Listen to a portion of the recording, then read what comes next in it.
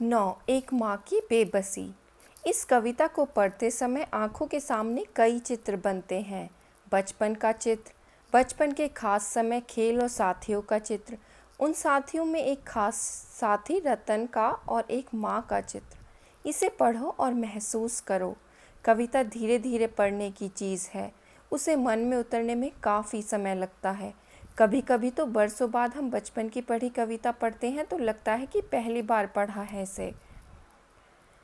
कविता पढ़ने के बाद मन के किसी कोने में घर बना लेती है। किसी मौके पर वह उभर आती है। कविता कहानी सबके साथ यह होता है।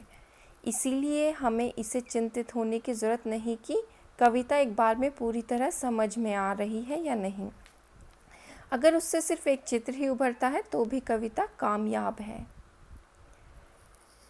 न जाने किस अदृश्य पड़ोस से निकल कर आता था वह खेलने हमारे साथ। रतन जो बोल नहीं सकता था खेलता था हमारे साथ, एक टूटे खिलौने की तरह। देखने में हम बच्चों की ही तरह, था वह भी एक बच्चा, लेकिन हम बच्चों के लिए अजूबा था क्योंकि हमसे भिन्न था। थोड़ा घबराते भी थे हम उससे क्योंकि समझ नहीं पाते थे उसकी घबराहटों को।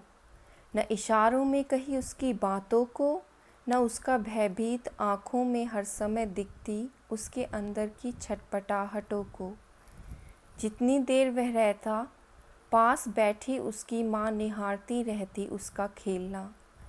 अब जैसे जैसे कुछ बेहतर समझने लगा हूँ, उनकी भाषा जो बोल नहीं पाते हैं याद आती है। रतन से अधिक उसकी माँ की आँखों में झलकती उसकी बेबसी। राजेश जोशी।